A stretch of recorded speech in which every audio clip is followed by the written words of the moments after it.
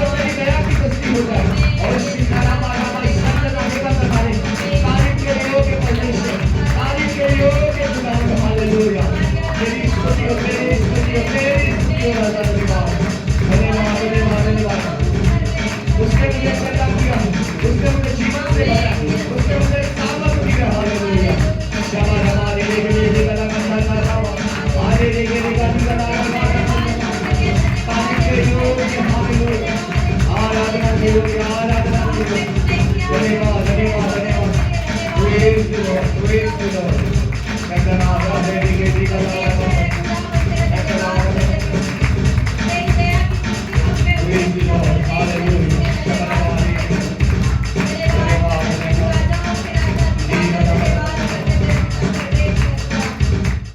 तारीफ के योग्य परमेश्वर हालेलुया कदे नहीं छड़ना ज़माना मेरी नकी होवे मैं पल्ला यीशु का कदे नहीं छड़ना ज़माना मेरी नकी होवे कदी ऐसा न दिन आवे जदों मैं नकी होवे कदी ऐसा दिन आवे जदों मैं तो बाकी होवे मैं पल्ला यीशु दा कदी नहीं छड़ना ज़माना मेरी बाकी होवे कदी ऐसा दिन आवे जदों मैं तो बाकी होवे सदा यीशु दा बाकी होवे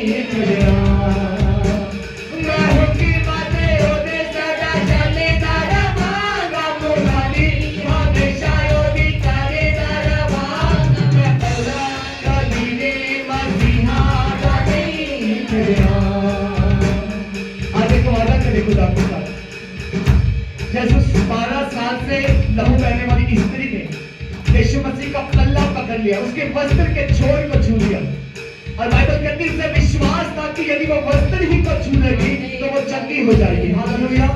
आज आपको वादा करें प्रभु इस दुनिया में चाहे बीमारी हो, चाहे मुश्किल हो, चाहे गरीबी हो, चाहे कोई भी तकलीफ मुश्किल क्यों ना हो, मैं यीशु मसीह का पल्ला कभी नहीं छोड़ूंगा, मैं यीशु मसीह का पल्ला कभी नहीं छोड़ूंगी। इस वादे के साथ इस गीत को रखे खुदा की रास्ता करें।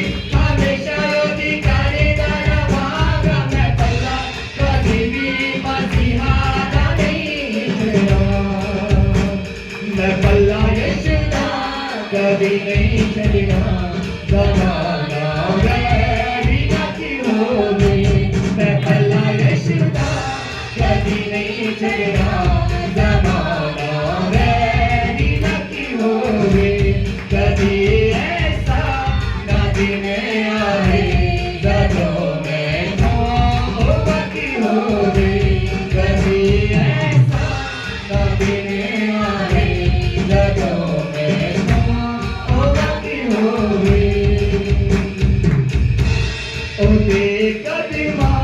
दे बंदे हर के बल में गुजारूंगा ओ दे कदमा के बंदगी हर के बल में गुजारूंगा इबादत के सजदे मैं किस्मत को सवारूंगा इबादत के सजदे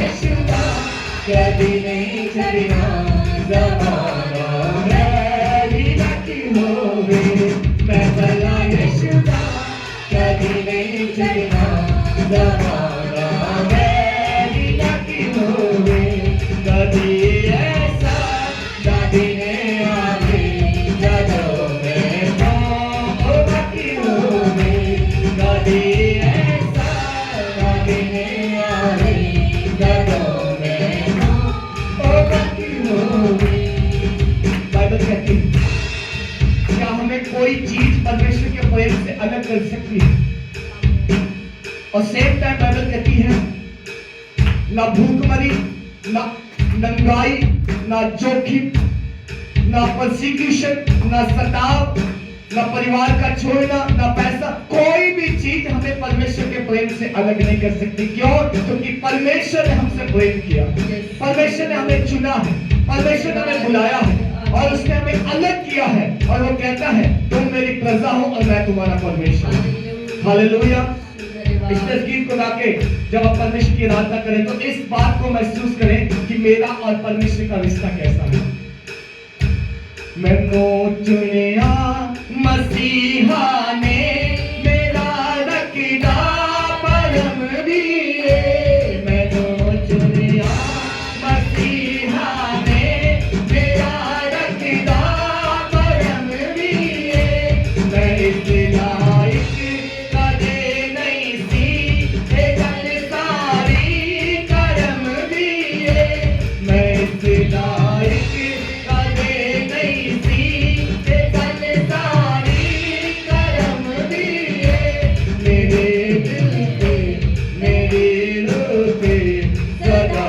यीशु दा की होवे मेरे दिल पे मेरे रूह पे सदा यीशु दा की होवे कभी ऐसा कभी नहीं आवे जदों मैं होगा की होवे कभी ऐसा कभी नहीं आवे जदों मैं होगा की होवे मैं भला यीशु दा कभी नहीं छड़ना ज़माना मेरी बाकी होवे मैं भला यीशु दा कभी नहीं छड़ना ज़माना मेरी बाकी होवे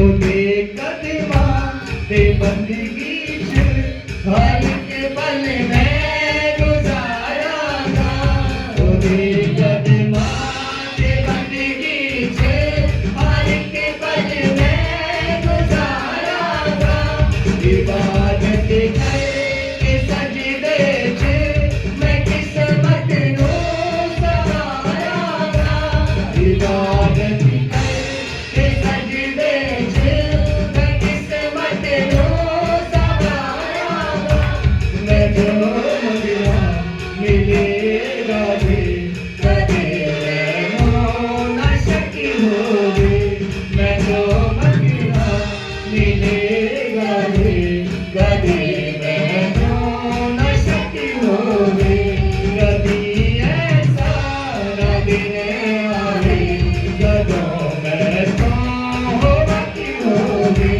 कभी ऐसा ना दिन आवे जदों मैं होगा की होवे मैं भला यीशु दा कभी नहीं छड़ना ज़माना मेरी बाकी होवे मैं भला यीशु दा कभी नहीं छड़ना ज़माना मेरी बाकी होवे ज़माना मेरी बाकी होवे ज़माना मेरी बाकी होवे Thank you Lord Hallelujah तू है हाजिर यहाँ तू है जिंदा खुदा तू है हाजिर यहाँ सब तुझको महसूस करे तेरी रूह से खुदा सब भरे हाँ सब तुझको महसूस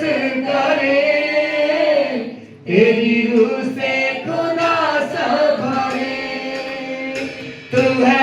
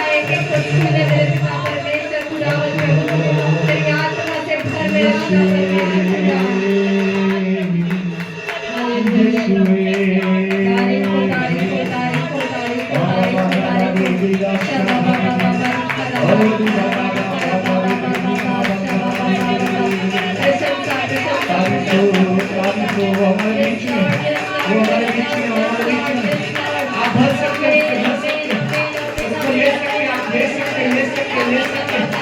वो आपको शुद्ध करेगा, शुद्ध करेगा, शुद्ध करेगा। वो जीवन से भरेगा, जीवन से भरेगा, जीवन से भरेगा। यदि आपका मन को भरेगा, यदि आपका मन को भरेगा, यदि आपका मन को भरेगा, वो आपको भरना है, भरना है।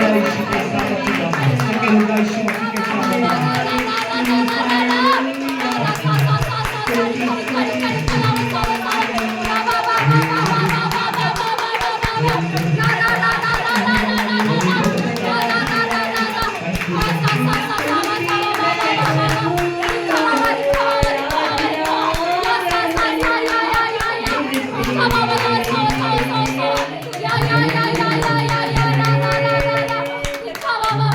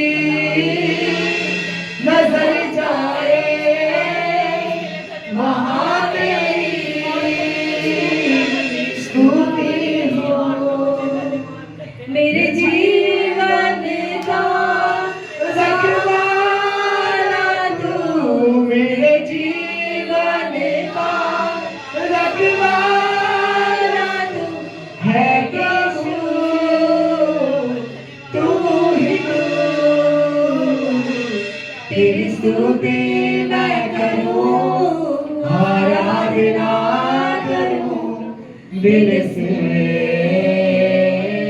दिल से। तेरी स्तुति मैं करूं, आराधना करूं दिल से, दिल से, दिल से, दिल से। मैं तुझको पसंद आऊं, मैं तेरे दिल को भाऊं, ऐसा मुझको बना, ऐसा मुझको बना। मैं तुझको पसंद आऊं, मैं तेरे दिल को भाऊं, ऐसा मुझको बना, ऐसा मुझको बना। मेरे अंदर तेरी आदतों को भर दे, मेरे अंदर तेरी चाहतों को भर दे, मेरे अंदर तेरी आदतों को भर दे, मेरे अंदर तेरी चाहतों को भर दे। मैं तुझको पसंद आऊं, मैं तेरे दिल को भाऊं, ऐसा मुझको बना, ऐसा मुझको बना। मैं ना करूं मेरे मन की, दौड़ूं तेरी मर्जी को, लग जाए ऐसी लत तेरी, कुछ और ना अब रिझाए। मैं ना करूं मेरे मन की, दौड़ूं तेरी मर्जी को, लग जाए ऐसी लत तेरी, और कुछ ना अब रिझाए। तेरी हर चाहत को मैं अपनी आदत बनाऊं, ऐसा मुझको बना, ऐसा मुझको बना।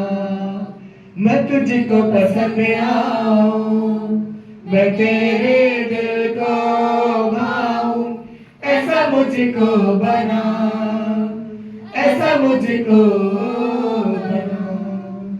तुझसा बना दे, तुझसा बना दे, तुझसा बना दे प्रभु, तुझसा बना दे, तुझसा बना दे। ऐसा तो कर दे, ऐसा तो कर दे मुझे, ऐसा तो कर दे। खुद सा बना दे, खुद सा बना दे मुझे। मैं तुझको पसंद आऊं, मैं तेरे दिल को भाऊं, ऐसा मुझको बना, ऐसा मुझको बना। यस प्रभु जी, हम पहले भी प्रभु तेरे जैसे ही बनाए गए थे, पर पाप ने हमें अलग कर दिया था। पर जब सत्य का आत्मा आएगा, तेरा वचन कहता है तुम सामर्थ पाओगे और तुम मेरे जैसे हो जाओगे और मेरी गवाही दोगे। तेरा वचन कहता है प्रभु, आज खुदावन जितने लोगों ने तेरी सामर्थ को महसूस किया है, मैं चाहता हूं वो अंश अंश करके तेरे जैसे होते चले जाएं। तेरा स्वभाव, तेरा प्रेम, तेरी बातें, तेरे शब्द, तेरी आत्मा के चलाए चलने से हम चले, ताकि हम सत्य की गवाही दे सकें। तो सब पे दया कर खुदावन, तो सब पे अनुग्रह कर और अपनी महिमा को हमारे जीवन से लेता है। सब बातों के लिए आदर महिमा आपको देते हुए प्रार्थना यीशु मसीह के नाम से मांगते हैं पिता, आमीन। कृपया हम अपने स्थानों में बैठ जाएंगे।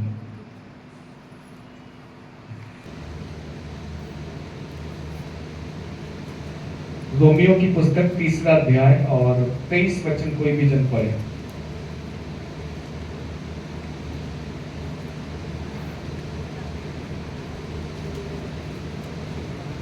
इसलिए कि सब ने पाप किया है और परमेश्वर की महिमा से रहित हैं। बस, हालेलुया।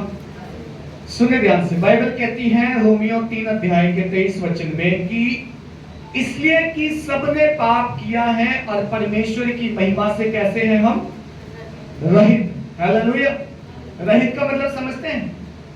बिना महिमा के। महिमा नहीं है हमारे पास परमेश्वर की। क्यों? क्योंकि सबने पाप किया। बाइबल कहती चाहे यहूदी हो, चाहे यूनानी हो, चाहे कोई भी देश का, भाषा का, किसी भी जाति का व्यक्ति क्यों ना हो, सबने पाप किया है और सब परमेश्वर की महिमा से कैसे हैं? रहित हैं। हालेलुया।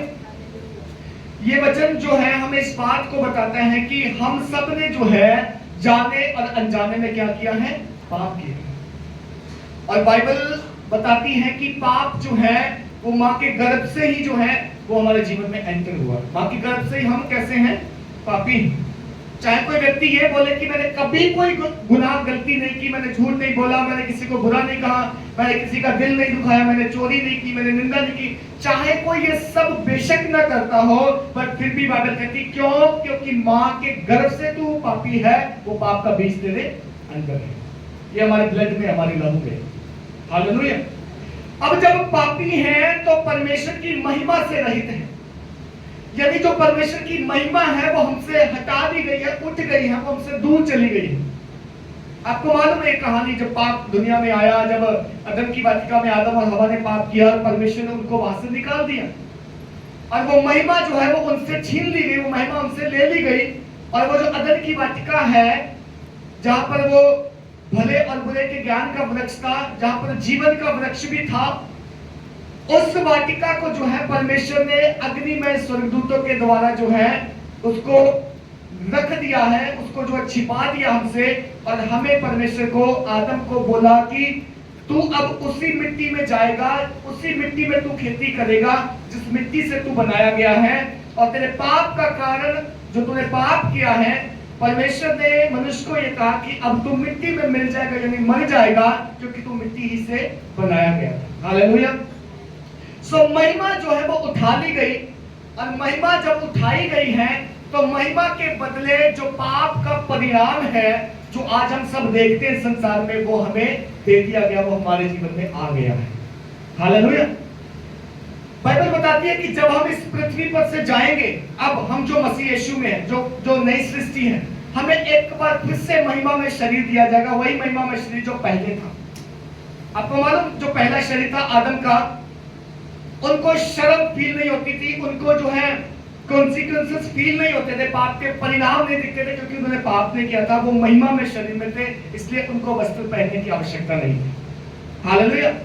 जब पाप आया, जब गुनाह किया आदम हवा ने, तब से वो जो है अपने आप को छिपाने लग गए।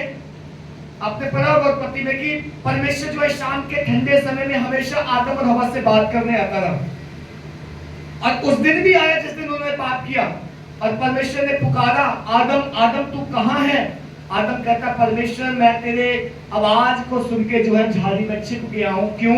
क्योंकि मैं पापी हूं। परमेश्वर बोला, तुझे किसने बोला तू पापी है? वो कहता, मैंने वो फल खाया जो तूने मना किया था खाने से, मुझे इस स्त्री ने खिलाया जिसको तूने दिया था मुझे सहायक के रूप में, और अब हम दोनों नंगे हैं, शर्माते हैं, इसलिए तेरी आवाज सुन के हम छिप गए। हालेलुया। जो लोग परमेश्वर से छिपते हैं आज भी, जो परमेश्वर से दूर भागते हैं, जो खुदा के वचन से अपने आप को अलग कर लेते हैं, प्रार्थना से, आराधना से, याद रखना वो इसलिए छिपते हैं क्योंकि उनके अंदर पाप का बीज है, वो परमेश्वर का सामना नहीं कर पाते। हालेलुया। पर परमेश्वर का धन्यवाद हो, बाइबल बोलती है, अगला वचन अगर पढ़े लिखा, उसके अनुग्रह से, उस छुटकारे के द्वारा जो मसीह यीशु में सेत में तो धर्मी ठहराए जाते हैं। यीशु मसीह के ब्लड से, जैसा भी हमने सुना कि उसके लहू से हम धर्मी ठहराते, इसका मतलब परमेश्वर हमें एक महिमा में शरीर और देगा जब हम बादलों पर उठा लिए जाएंगे, जब परमेश्वर के साथ हमारी मुलाकात होगी। अब उस समय हम इस शरीर में नहीं होंगे, बाइबल कहती है हमें एक और शरीर दिया जाएगा, वो महिमा में शरीर होगा और वो ग्लोरियस बॉडी होगी पहले के जैसे। वहां फिर से कोई शर्म नहीं होगी, दुख नहीं होगा, बीमारी नहीं होगी, रोना नहीं होगा, मृत्यु नहीं होगी। क्यों? क्योंकि पाप से अलग परमेश्वर ने हमें एक और नया जीवन देना है। हालेलुया। सो हम पहले महिमा में थे, पाप हमारे अंदर आया, महिमा चली गई, रहित हो गए। बट उम्मीद रखना, अगर आप यीशु मसीह में हैं, भले काम करते हैं, धर्मी हैं, तो एक दिन फिर से महिमा में शरीर को देखेंगे। हालेलुया। अब बात करते हैं, जब पाप आया, जब महिमा उठ गई, जब खुदा की उपस्थिति चली गई, महिमा का मतलब खुदा की उपस्थिति, जब उसकी उपस्थिति चली गई तो सारे प्रकार के रोग, बीमारियां, विपत्तियां, निराशाएं और जो आज हम दुनिया में समस्याएं फेस करते हैं, वो सारी परमेश्वर की महिमा की अनुपस्थिति में हमारे जीवन में आ गई। Hallelujah, hallelujah. मैं आज उनमें से एक जो विपत्ति है, जो पाप है, उसके बारे में बात करना चाहता हूं। वो है बेईमानी। क्या है? बेईमानी। हमें परमेश्वर ने जो है अपने जैसा बनाया था। बाइबल कहती है परमेश्वर जो है वो धर्मी है, इसका मतलब हम भी धर्मी थे। बट जब पाप आया, जब महिमा उठ गई, जब हम खुदा से अलग कर दिए गए, जब मौत आ गई हमारे जीवन में, तो सारे गुनाहों की लिस्ट के साथ एक पाप और आया जिसका नाम है बेईमानी। यानी इंसान जो है बेईमान हो गया। हालेलुया। बेईमानी समझते ना? किसी काम को सीधे तरीके से, सही तरीके से, ईमानदारी से ना करके, या अपने जीवन में ईमानदारी ना रख के उस काम को अलग तरीके से करना, अपने लाभ के लिए, अपनी इच्छा के लिए, अपनी मर्जी के अनुसार, उसको बेईमानी कहते हैं। हालेलुया। अब बाइबल कहती है कि सबने पाप किया और सब परमेश्वर की महिमा से रहते हैं। जब सबने पाप किया तो ये बेईमानी का जो एक फल है, पाप का जो परिणाम है, वो हम सबके जीवन में आया।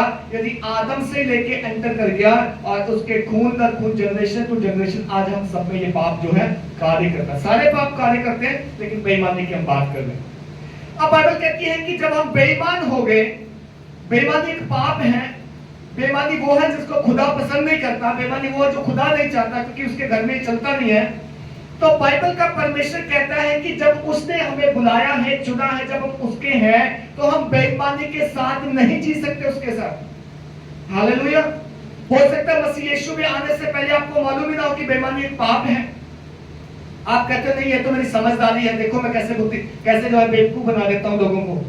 मैं अपने ऑफिस में, घर में, जॉब में, परिवार में, या मिलने वालों को कैसे मैं जरा सा झूठ बोलता हूँ, बेईमानी करता हूँ और वो बेवकूफ बन जाते हैं। ये मेरी ट्रिक है, देखो मैं कितना बुद्धिमान हूँ। पर जब यीशु मसीह में आए हैं, जब बाइबल पढ़ते हैं, वचन कहता है कि बेईमानी एक पाप है। बेईमानी हमें नहीं करना। बेईमानी के साथ हम परमेश्वर के राज्य में नहीं चल सकते, उसके राज्य में नहीं जी सकते। अब परमेश्वर ने हमें दो आज्ञा दी है। कौन सी? परमेश्वर कहता है कि तू अपने परमेश्वर से, अपने बुद्धि से, ज्ञान से, समझ से प्रेम करना। हालेलुया। दी है कि नहीं दी आज्ञा? समझ में आ रहा है आपको? अब बाइबल कहती है जब परमेश्वर ने बोला है कि तू अपने परमेश्वर से प्रेम करना, तो जब बेईमानी हमारे अंदर है, बेईमानी का जीवन स्वभाव हमारे अंदर है, तो हम अपने परमेश्वर से बेईमान होते हुए, बेईमानी के साथ चलते हुए कभी परमेश्वर से प्रेम नहीं कर सकते। हालेलुया। ये बात सीखने वाली है। हम कई बार सोचते हैं कि कोई बात नहीं, थोड़ा सा चल जाएगा, थोड़ा सा बेईमानी अगर मेरे स्वभाव में, जीवन में है तो चल जाएगी, कोई फर्क नहीं पड़ता। पर परमेश्वर का वचन अगर आप पढ़ें, आप निकाले प्रोवर्ब्स, नीति वचन, उसका 14 अध्याय,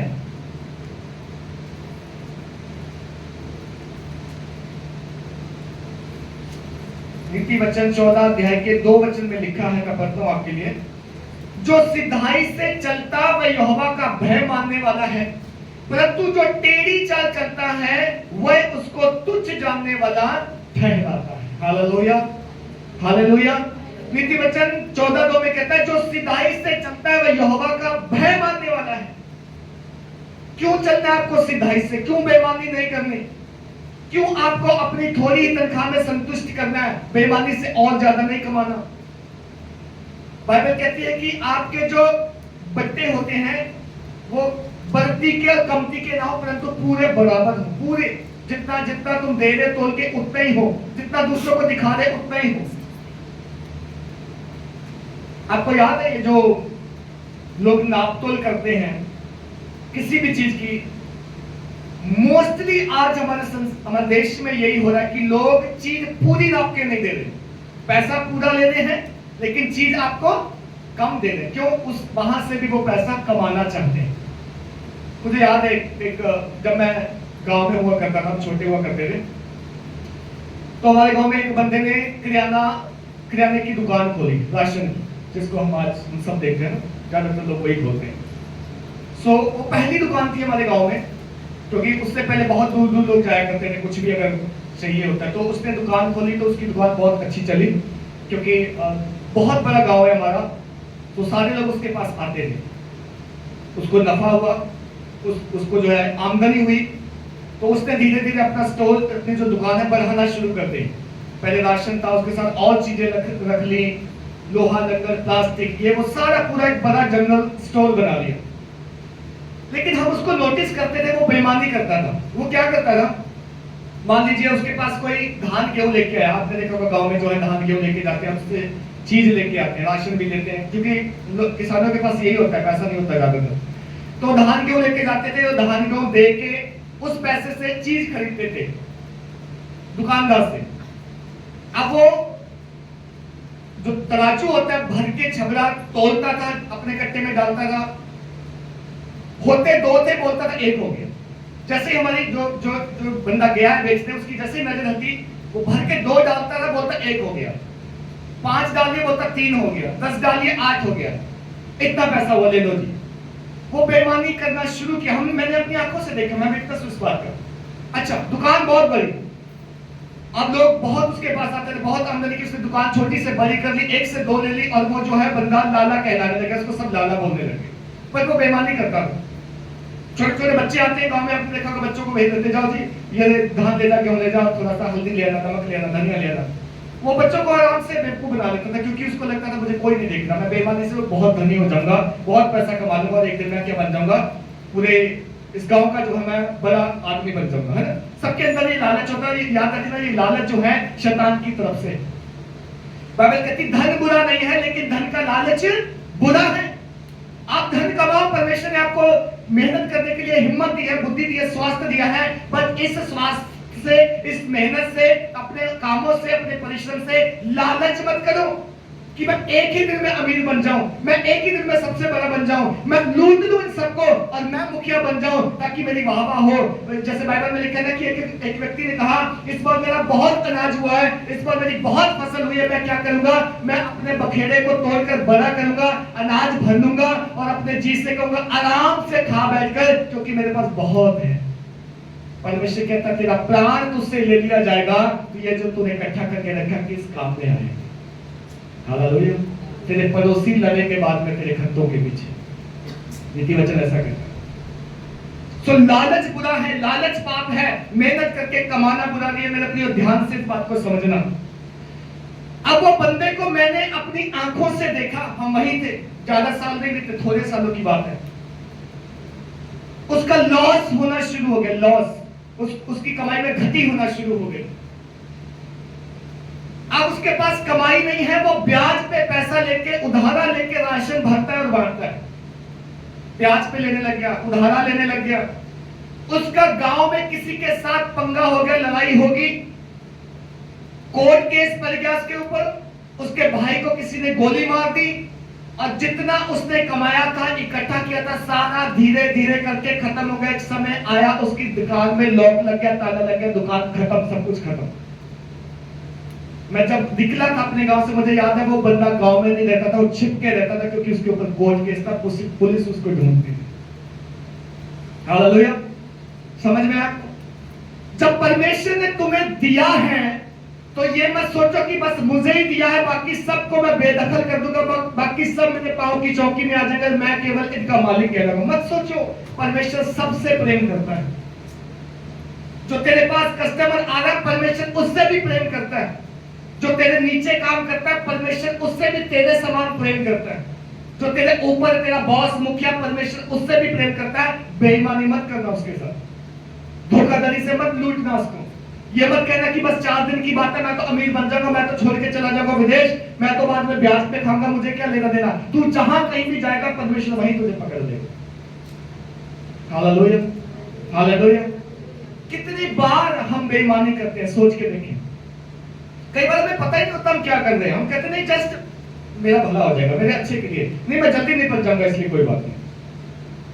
आप अपनी जल्दी की वजह से, अपने भले की वजह से, आपका अच्छा हो जाने की वजह से आप किसी को बुरा नहीं कर सकते। परमेश्वर ने आपको कहीं इजाजत नहीं दी है। बाइबल नहीं बताती आप किसी का बुरा करके भला हो जाना या किसी का नुकसान करके अमीर हो जाना। उसके भले के लिए भी दुआ कर, तू भी मेहनत कर, मैं दोनों को बनाऊंगा, परमेश्वर कहता है। Hallelujah, hallelujah. सो नीति वचन 14:2 में क्या कहता है? जो सिधाई से चलता वह यहोवा का भय मानने वाला है। अगर आप खरे हैं, सीधे हैं, हाँ का हाँ ना का ना कहते, बात कर कर पलटते नहीं हैं, तो आप इसका मतलब परमेश्वर का भय मानते हैं। और जो टेढ़ी चाल चलता है, टेढ़ी चाल समझ रहे, मेरा काम होना चाहिए, बाकी का मुझे कोई दिक्कत नहीं। टेढ़ी चाल, मुझे लाभ पहुंचना चाहिए दूसरे का, चाहे कितना भी कुछ भी नुकसान हो जाए। जैसे मैंने बताया आजकल बटखरे सही नहीं है लोगों की, जो बाट है तोलने वाले वो सही नहीं है, जो उनका मेजरमेंट है वो सही नहीं है। आप दूध वाले को देख लो, आप पेट्रोल वाले को देख लो, आप राशन तोलने वाले को देख लो, उनके बटखरे सही नहीं है। क्यों? बेईमानी करते हैं, वो टेढ़ी चाल चलते हैं, देना कम चाहते हैं, लेना आपसे ज्यादा चाहते हैं। मैं अमीर हो जाऊं, तू ब्याज भरता रहे, तू गरीब होता चला जाए, मैं अमीर होता चला जाऊं। ये सोच है दुनिया की। पर परमेश्वर क्या कह रहा है? जो टेढ़ी चाल चलता है उसको तुच्छ जानने वाला ठहरता है। यदि जो बंदा बेईमानी करता है, टेढ़ी चाल चलता है, वो परमेश्वर को तुच्छ जानता है जिसने मुझे इंसान बना के भेजा है। Hallelujah, hallelujah. जो टेढ़ी चाल चलता है वो अपने कर्ता को तुच्छ जानता है, किसी इंसान को नहीं। आप किसी को एक दिन लूट लोगे, 2 दिन लूट लोगे, एक दिन बेईमानी कर लोगे, 2 दिन बेईमानी कर लोगे, लेकिन उसका परमेश्वर जीवित है, उसको स्थिर करेगा, उसको खड़ा रखेगा। पर आप जो बेईमानी कर रहे हो, आप एक दिन जब ऊपर से गिरोगे तो आपके लिए कोई देखभाल करने वाला नहीं होगा। जैसे मैंने बताया कि वो इंसान एक समय अच्छा इंसान बन गया था, पैसे वाला, लाला बोलते थे लोग उसे, बट एक समय ऐसा आया उसका नामो निशान बन गया, खत्म हो गया, अपने घर तक नहीं रहता, छिपके रहता, बाहर रहता। क्यों? क्योंकि फंदा भर गया उसके ऊपर, पाप का फंदा भर गया। सो हमें बेईमानी करते हुए हम परमेश्वर से प्रेम नहीं कर सकते। हम एक तरफ ये नहीं कह सकते खुदा केवल तू प्रभु है, तू परमेश्वर, मैं तुझसे प्रेम करता हूं, मैं ये करूंगा वो करूंगा, दूसरी तरफ हम बेईमानी करने परमेश्वर कहता ऐसा प्रेम मुझे नहीं चाहिए। क्यों? क्योंकि मैं तुझे अंदर से जानता हूं तू कैसा है। तुम्हारा परमेश्वर हमारा बाहरी चेहरा नहीं देखता, बाहरी रूप नहीं देखता, उसको मालूम है हम कैसे, क्योंकि उसी ने बनाया है, उसने अपने हाथों से बनाया है। पर तेरे अंदर क्या चल रहा है? जब पाप आ गया, पाप के साथ जो फल आए, मौत, बीमारी, रोग, विपत्ति, झूठ, बेईमानी, निंदा, चुगली, ये सब जब आए, क्या वो आज भी तेरे अंदर पाए जाते हैं या सच में तूने मसीह यीशु में आके उनको छोड़ दिया, त्याग दिया? परमेश्वर हमें ब्लेस करने से कभी कंजूसी नहीं करता, याद रखना। वो कहता है जितनी आशीषें हैं सब तेरे लिए हैं। याकूब के लिए बोलता है, वो इस्राएल के लिए बोलता है। हम नए नियम के इस्राएली हैं, हमसे भी वादा किया खुदा ने, अब्राहम की संतान कहलाते हैं क्योंकि हम भी विश्वास करते हैं खुदा पे। पर अब्राहम को दी आशीष, इस्राएल को दी आशीष तभी हमारे जीवन में पूरी होगी जब हम अब्राहम के जैसे, याकूब के जैसे, इस्राएल के जैसे ईमानदार बनेंगे। अब्राहम को परमेश्वर ने बोला तू मेरे साथ चलना, मैं तुझे बहुत आशीष दूंगा। वो चला उसके साथ, और जब वो निकला था घर से कुछ नहीं था उसके पास, केवल जो है अपने एक छोटा सा परिवार लेके आया था। उसको वो जो सारी आशीषें प्रभु ने वादा किया था अभी नहीं थी उसके पास। वो अपने ऊंट, भेड़, बकरियां और अपने भतीजे को लेके निकला था। पर परमेश्वर से बहुत बड़ा वादा किया था कि मैं जातियों का पिता तुझे बनाऊंगा। वो विश्वास करके निकला और प्रभु के साथ चलता रहा। हालेलुया। अभी उसके पास संतान भी नहीं थी जब प्रभु ने कहा था मैं तुझे जातियों का पिता बनाऊंगा। हो सकता था अब्राहम कहता कि परमेश्वर मैं तो बूढ़ा हूं, मेरे पास कोई संतान नहीं है, अब तू क्या वादे कर रहे हैं। उसने विश्वास किया, वो चला। याकूब को देखो, याकूब जब अपने भाई से चीटिंग करके मामा के घर गया, बाइबल कहती है उसने मामा को लूट लिया। लूट मतलब उसकी धन संपत्ति जो है उसने अपनी कर ली, लेकिन उसके बदले उसने 14 साल तक अपने मामा की सेवा की। ऐसे नहीं लुटा सकते, सेवा की उसने, मेहनत की, उसकी भेड़ बकरियां चलाई। 7 साल उसने इसकी एक लड़की के लिए भेड़ बकरियां चलाई, 7 साल दूसरी लड़की के लिए चलाई, 14 साल उसने मेहनत की, तब जाके 2 बहुएं पे आके लाया। बेईमानी नहीं की उसने जो छल नहीं किया अपने मामा से कि वादा तो कर लिया, चल ठीक है मैं 7 साल करूंगा, 7 साल के बीच में ही वो लेके भाग गया। नहीं नहीं, उसने 7 साल पहले के लिए वेट किया, दूसरे और 7 साल उसने अब उसकी दूसरी बहन के लिए वेट किया, तब जाके जो है उसके जीवन में आशीष आई और परमेश्वर ने उसकी मदद की, उसको वापस आने में, उसको धनी बनने में, उसको अमीर बनने में खुदा ने उसकी मदद की। कोई बेईमानी नहीं, कोई शॉर्टकट नहीं, कोई एक दिन का काम नहीं कि आज कर लो, कल तो हमें कहीं और चले जाना है। कहां जाएंगे हम? परमेश्वर हर जगह मौजूद है। Hallelujah, hallelujah. जिनको नींद आ रही बोले हालेलुया। सबको आ रही? वचन सुने। जब हम परमेश्वर से प्रेम करते हैं हम बेईमानी नहीं कर सकते, नंबर 1 याद रखना। दूसरी बात है अपने पड़ोसी से प्रेम करिए। किसने बोला? ये परमेश्वर ने बोला। दूसरी महान आज्ञा है अपने पड़ोसी से अपने समान प्रेम कर। यदि मैं ईमानदार नहीं हूं तो मैं अपने पड़ोसी से प्रेम कैसे करूंगा? अगर मेरी आदत बेईमानी करने की है, झूठ बोलने की है, छल करने की है, अगर मेरी आदत जो है पैर पैर पे जो है दूसरों को धोखा देने की है, तो मैं कैसे अपने पड़ोसी से प्रेम कर सकता हूं? हालेलुया। रोमियो उसका 13वां अध्याय, रोमियो की पुस्तक,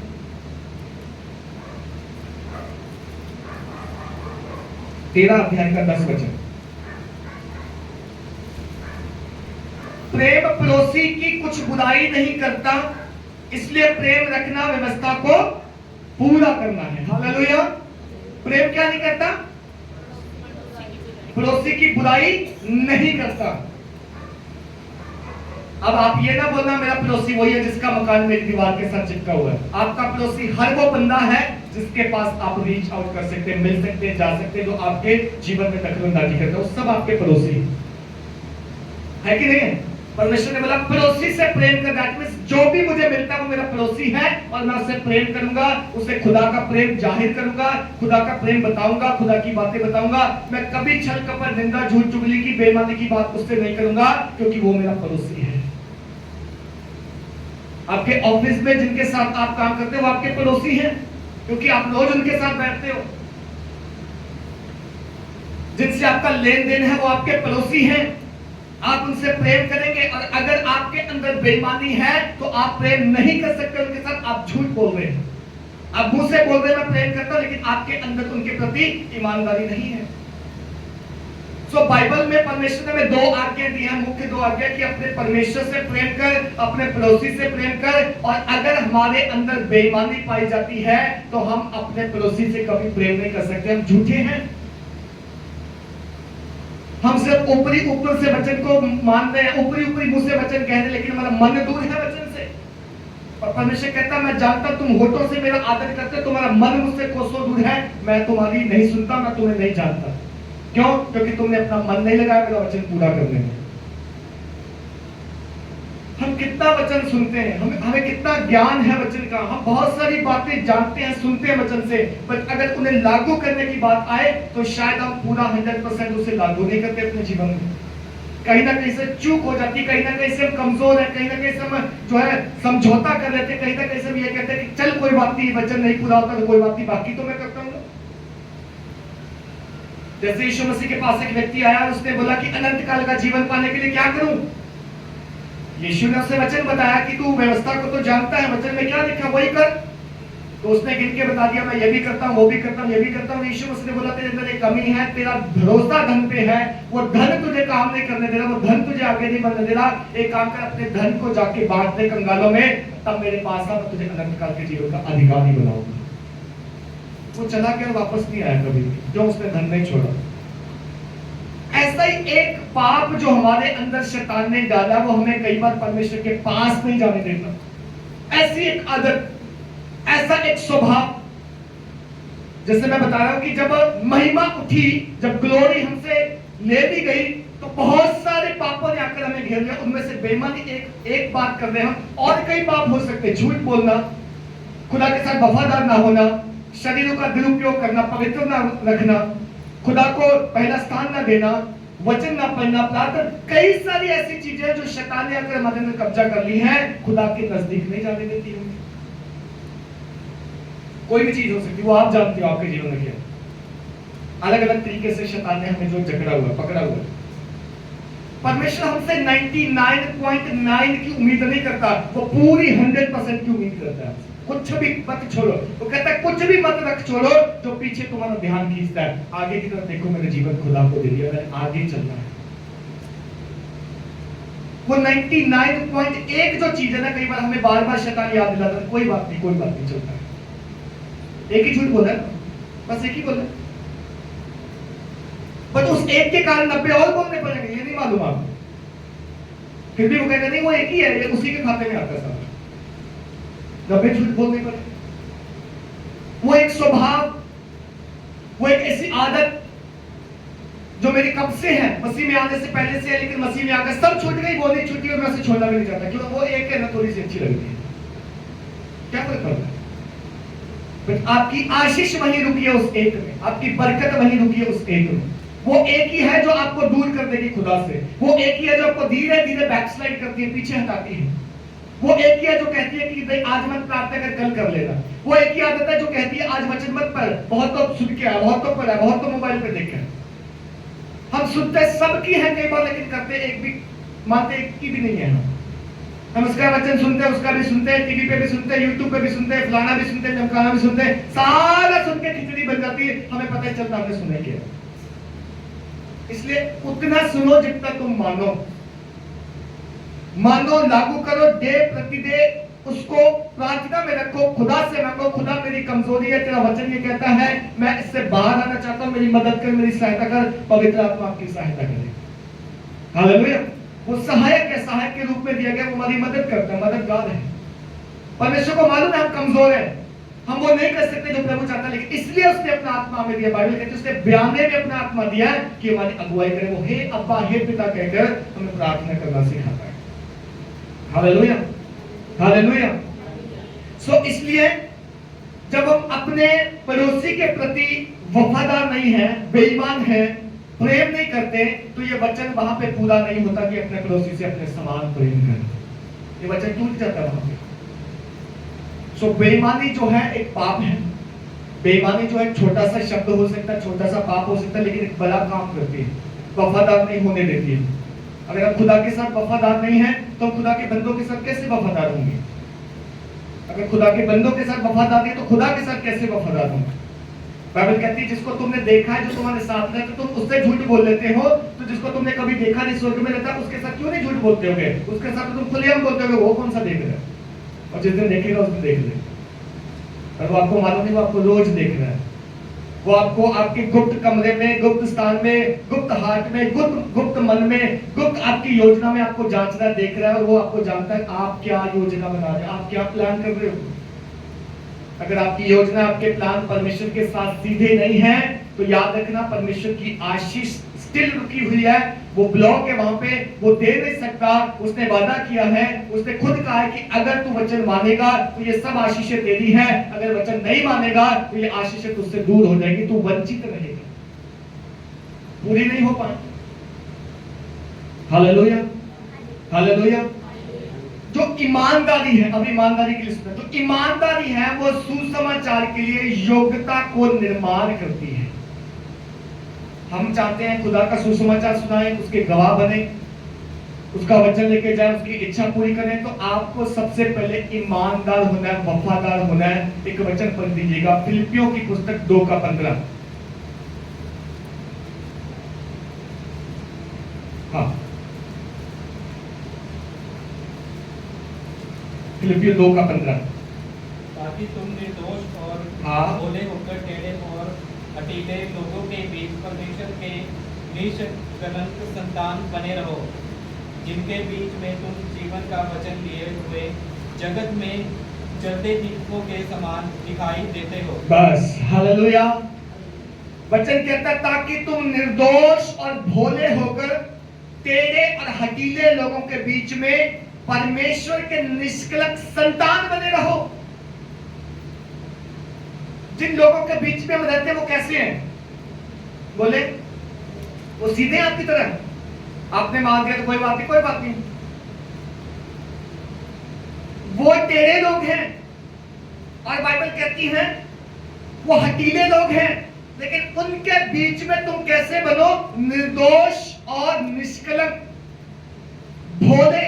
हमें भोले बनने के लिए बोला, कबूतर के समान भोले बनने के लिए बोला। परमेश्वर का वचन कहता है तुम सीधे और भोले बनकर इन हठीले और टेढ़े लोगों के बीच में परमेश्वर के निष्कलंक संतान बने रहो। यानी आपके ऊपर कोई दाग ना लगे, कलंक ना लगे, कोई आपके ऊपर धब्बा ना लगे कि ये तो क्रिश्चियन लोग हैं लेकिन ये फिर भी बेईमानी करते हैं, ये खुदा को मानने वाले लोग हैं पर फिर भी चोरी करते हैं, ये खुदा को जानने वाले लोग हैं लेकिन बात बात पे ये झूठ बोलते हैं। ये आपके ऊपर एक धब्बा लगे, दाग लगे। हालेलुया। सो बाइबल कहती है कि तुम क्या करो?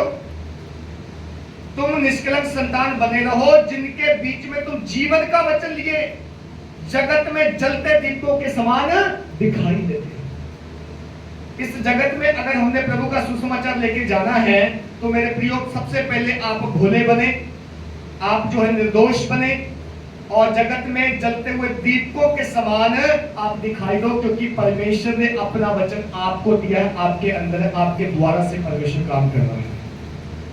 Hallelujah, hallelujah. मुझे मेरे प्रभु ने बुलाया है, मुझे मेरे परमेश्वर ने छुड़ाया है, मुझे मेरे खुदा ने जो है नाम लेके इस दुनिया से बुलाया है।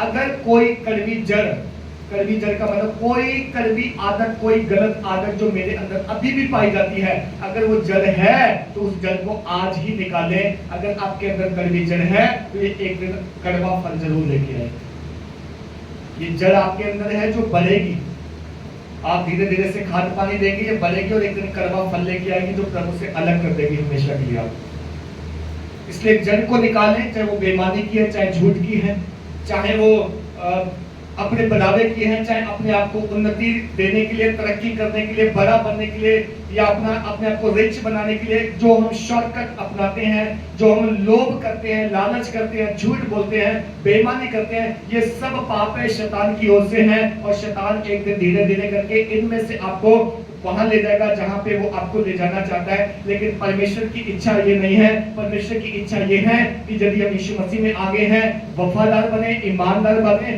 थोड़े से थोड़े में वफादार बने। जो बाइबल कहती है जो थोड़े में वफादार है परमेश्वर उसको बहुतों का मालिक बनाएगा, लेकिन जो थोड़े में अविश्वासी है, वफादार नहीं है, उससे वो भी ले लिया जाएगा जो उसका है, जिसको वो अपना कहता है वो ले लिया जाएगा। Hallelujah, hallelujah. सो बाइबल में बहुत सारे ऐसे उदाहरण हैं जो लोग वफादार थे। आप अब्राहम के उदाहरण को ले लो। बाइबल कहती है कि अब्राहम जब अपने भतीजे लूत को छुड़ाकर लेके आ रहा था तो उसको उस समय महायाजक ने जो है भेंट की उससे, और महायाजक ने उसको जो है सारा दशमांश, उसने जो है सारा दशमांश दिया अपना। वो दशमांश लेने से मना कर रहा था, लेकिन उसने ऐसा बोला कि मैं ये जो तेरा बनता है, जो खुदा का बनता है, मैं उसे रख ही नहीं सकता, क्योंकि अगर मैं खुदा का रख लेता हूँ हिस्सा और फिर बाद में अमीर हो जाता हूँ तो लोग बोलेंगे तूने दान नहीं दिया, तूने बेईमानी की, इसलिए तू अमीर हो गया। वो कहता है मैं अपना सारा दशमांश दूंगा, मैं वफादार हूँ, मैं फेथफुल हूँ, मैं खुदा के वचन में जो लिखा है वो करूंगा। इस सब के करने के बावजूद अब्राहम जब आशीष पाया, अब्राहम जब ऊंचा उठाया गया, तो इस बात की गवाही देता है वो वफादारी से ईमानदारी से जो है बना बना है, वो बेईमानी करके नहीं बना है। उसने फ्रॉड नहीं किया, घोटाला नहीं किया, चोरी नहीं की। हो सकता तो वो ना देता, उसे कौन कहने वाला था तू दशमांश दे, बट उसने अपना हर एक चीज का दशमांश हिस्सा दिया। आज परमेश्वर आपसे केवल दशमांश की डिमांड नहीं करता मेरे प्रियो। हम कई बार क्या सोचते दशमांश तो दे रहा ना, बाकी सब ठीक है, प्रभु संभाल लेगा। नहीं, दशमांश दो आप अच्छी बात है, पर दशमांश के साथ आप वफादार भी बनो, फेथफुल भी बनो। हर काम में, हर बात में, समय में, आराधना में, खुदा के घर जाने में, सेवा करने में, सुसमाचार सुनाने में, दशमांश देने में, प्रार्थना करने में, वचन, हर एक चीज में वफादार बनो, दशवां हिस्सा दो। आप आजमा के देखो, आपको कोई शक्ति नहीं रोक सकती, कोई चीज नहीं रोक सकती, कोई दुनिया की ताकत नहीं रोक सकती कि आप बड़े बने और अमीर बने। कोई आपको नहीं रोक सकता जब आप हर चीज में फेथफुल, ईमानदार है। हम कई बार समय में ईमानदार नहीं बनते, समय नहीं देना चाहते खुदा को। हम दसवां हिस्सा देते हैं, चर्च भी आते हैं, बट जो खुदा का 10वां हिस्सा बनता है ना 24 घंटे में, वो नहीं दे पाते। देते हैं? नहीं दे पाते। संडे चर्च हम टाइम पे नहीं आ पाते, बहुत सारे काम है हमारे पास। आज भी कितने लोग आए आपको मालूम है। 10 बजे आराधना शुरू है तो आप 10 बजे आने से मेरा आदर नहीं कर रहे, आप उसका आदर कर रहे हो जिसने बुलाया आपको। हालेलुया। दशमांश देने से आप मेरा आदर नहीं कर रहे, आप खुदा का आदर कर रहे हो जिसने वचन में कहा है कि दशवां हिस्सा ले आओ मेरे घर में, तब देखो मैं तुम्हें आशीष देता हूं। हम कहीं ना कहीं चूक जाते हैं। शैतान हमें कह देता नहीं, दो क्षेत्रों में तुम ठीक हो, तीसरे में वीक भी हो जाओगे तो कोई बात नहीं, पर याद रखना वही तीसरे में वीक नहीं होना, उसमें भी अव्वल आना, उसमें भी आगे बढ़ना है। अगर आप हर क्षेत्र में आशीष चाहते हो तो हर क्षेत्र में खुदा के साथ वफादार बनना सीखो। अपना समय दो, अपना धन दो, मन दो, अपनी बॉडी, अपना शरीर भी खुदा के लिए दो। इवेंजलिज्म के लिए अपने आप को तैयार करो, सुसमाचार के लिए तैयार करो। हम कितनी बार सुसमाचार की मीटिंग रखना चाहते हैं लेकिन हमारे साथ कोई खड़ा नहीं होता, कई बार इसलिए नहीं हो जाते। हमारे पास कितना एरिया है, ये इस एरिया को देखो, पूरा हम पूरे में इवेंजलिज्म कर सकते हैं, सुसमाचार सुना सकते हैं। ये मौका है प्रियो, एक समय आएगा बाइबल कहती उस समय सुसमाचार नहीं सुना सकते। ये दिन है, दिन ही दिन में काम करने, रात आने वाली बाइबल कहती रात में उसका काम नहीं होगा। वो रात को फिर बस अपने आप को प्रिपेयर करने की होगी, लेकिन ये समय है दूसरों को बचाने का, वचन लेके जाने का। बाइबल कहती है तुम इस संसार में जलते दीपकों के समान दिखाई दो, लोग तुम्हें देखेंगे कहेंगे प्रभु के लोग हैं, क्योंकि इनके अंदर ईमानदारी है, वफादारी है। आपके पास किसी के 10 रुपए एक्स्ट्रा आ जाए, क्या करते हैं? जाके वापस देते हैं कभी? तो भाई तुझसे गलती से आगे रख ले, क्या तो कहें, ओ आज मेरी लॉटरी लगी। 10 तो छोटी बात बता देते, बस 100, 50, 200, 1000, 2000 किसी से गलती से आ जाते हैं, हमारे अकाउंट में आ गए, या उसने जब कैशबैक दे रहा था तब आ गए, क्या करते हैं? देते हैं वापस उसे। कभी नंबर ढूंढा, उसका पीछा किया, एड्रेस ढूंढा, उसके घर गए और कि भाई तूने कल पैसे दिए थे, गलती से आगे मेरे पास ज्यादा, ये मेरी ईमानदारी के मुझे वापस करते हैं। अगर ऐसा करोगे, एक बार को बंदा पूछेगा तुम कौन हो, तुम कौन हो जो वापस देने आए, क्योंकि दुनिया वापस देना नहीं चाहती। आपके पास मौका होगा देने का, मैं क्रिश्चियन हूँ, मैं मसीह का जन हूँ, मेरा प्रभु मुझे सिखाता है कि बेईमानी नहीं करनी, मैं इसलिए नहीं आया। गवाही बन जाएगी आपकी, उद्धार पा जाएगा वो बंदा। हाँ, हमने वादे किए हो किसी से कि इतने पैसे मैं दे दूंगा, चल इतने तू दे दिए, उसने दे दिए, एक बार बात है, हमने कभी नाम ही नहीं लिया देने का उसका। ये क्या है? ये बेईमानी है। हमने किससे वादा किया तेरे पैसे इतने दिन बाद लौटा दूंगा, पर हम अपना खा पी रहे ऐश कर रहे, लेकिन उसका कभी सुधी नहीं ली, जिसके देने कभी दिया ही नहीं वापस। कोई बात नहीं, दे देंगे, कहीं आप कहीं भागे थोड़ी जाते। ये बेईमानी है, ये श्राप है, ये पाप है, ये कर्स लेके आता है जीवन में। ऐसा लोग, ऐसा करने वाले लोग कभी भी अपने जीवन में सफल नहीं हो सकते, बढ़ नहीं सकते, वो खुदा की आशीष नहीं ले सकते। क्यों? क्योंकि ये बेईमानी की स्पिरिट है जो काम करते हैं हमारे लिए। वफादार बने, हर क्षेत्र में वफादार बने, खुदा के वचन के अनुसार हम वफादार बने। सो अब्राहम वफादार था, फेथफुल था, उसने अपना विश्वास दिया, उसने कहा कि जो खुदा का उसको दूंगा, मैं रख ही नहीं सकता, ऐसा करने से पाप हो जाएगा। उसने दिया, उसको परमेश्वर ने आशीष दी। हम मूसा को देखें, मूसा, बाइबल कहती मूसा परमेश्वर के घर में एक वफादार सर्वेंट था, उसके बारे में लिखा है।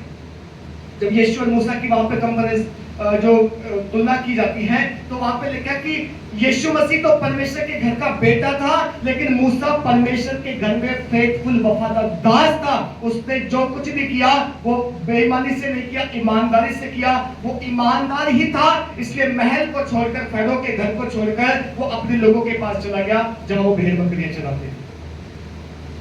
अगर वो हमारे जैसा होता तो वो कहता अगर मुझे बच्चे के रूप में महल में रखा गया है, मैं पढ़ लिख कर बड़ा हो गया, मैं क्यों जाऊं महल छोड़ के, मैं यही शादी करूंगा, मैं महल संभालूंगा। अगर आप कहो मैं बनूंगा, बट नहीं, उसने बोला मुझे ये नहीं चाहिए, क्योंकि मेरा हक नहीं है ये, मेरा हक है मैं अपने लोगों के बीच में जाऊंगा। वो इस महल को छोड़ के अपने लोगों के लिए गया, लड़ा, परमेश्वर ने तैयार किया, और एक दिन परमेश्वर ने बड़ी योजना उसके जीवन से पूरी की, इस्राएलियों की अगुवाई करके लिए किया। सोचो अगर वो लालच करता, फरो के घर से बाहर ना जाता, तो वो इस्राएलियों के लिए कुछ नहीं कर पाता। आपके जीवन के पीछे एक बड़ी योजना है परमेश्वर की, बड़ा मकसद है, बड़ा कार्य करना चाहता है, पर वो वेट करना किस दिन तुम तैयार हो जाओगे। वो वेट कर रहा है किस दिन तुम वफादार बनोगे, वो वेट कर रहा है किस दिन तुम अपना 100% मुझे दोगे, वो वेट कर रहा है किस दिन तुम समर्पण करोगे मुझे। जिस दिन हम 100% समर्पण करेंगे, अपने आप को खाली कर देंगे, खुदा को कहेंगे खुदा ये तेरा जीवन है, ये शरीर तेरा है, तू जैसा चाहता मुझे इस्तेमाल कर, मैं अपना कुछ नहीं करना चाहता जीवन में। उस दिन परमेश्वर तुम्हें बढ़ाएगा, इस्तेमाल करेगा और तुम्हारे टैलेंट को, गुणों को, वरदानों को बढ़ा के वो अपने राज्य के लिए इस्तेमाल करेगा। Hallelujah, hallelujah. लेकिन कभी हमारे अंदर हम कई बार एक छोटे से गुनाह में फंस के रह जाते हैं, उसी के चारों ओर हम घूमते रहते हैं जिंदगी भर और वहीं पर हम जो है अपना जीवन समाप्त कर लेते हैं। पर खुदा चाहता है हर एक उस पाप से निकले। मैं 3 बातें और बता के प्रार्थना करना चाहूंगा। अगर हमने तौबा करनी है अपने पापों से, अगर हमने पश्चाताप करना, अगर हमने आज खुदा को सरेंडर करना, खुदा को कहना खुदा मेरा जीवन तेरा है, मैं वफादारी से ईमानदारी से चलूंगा, जो तूने दिया मैं उसमें सब में से बेस्ट तुझे दूंगा, तो हमें क्या करना है? परमेश्वर से हमारी संगति को पुनः स्थापित करना है। क्या करना है? परमेश्वर से हमारी संगति को पुनः स्थापित करना है। अगला परमेश्वर के साथ निर्माण करना है अपने जीवन में। क्योंकि बाइबल में लिखा है पहला यूहन्ना 1:9 में कि जो अपने पापों को मान लेता है और छोड़ देता है, याद रखना, मान लेता है और छोड़ देता है, उस पे क्या किया जाएगा? उस पे दया की जाएगी, परमेश्वर उसको उठा के खड़ा करेगा। और जो मानता तो हर संडे है पर छोड़ता नहीं है, घर जाके नहीं छोड़ूंगा, पास्टर बोलेंगे तो सीधे मान लूंगा कि हाँ मैं लेट आता हूँ, लेट तो आता था लेकिन अगले संडे भी आऊंगा। क्यों? छोड़ूंगा नहीं, उस पर नहीं दया होने वाली। क्यों?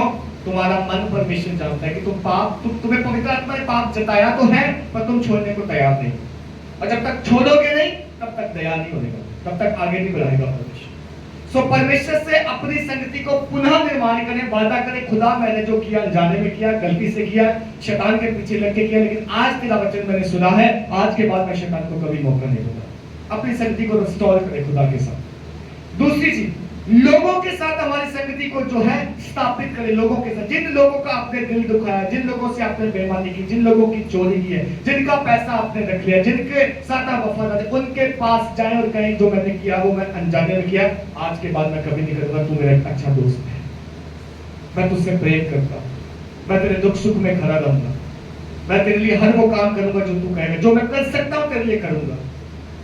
भलाई करना सीखे, ईमानदारी करें, लोगों के साथ खड़े हों उनके दुख सुख में।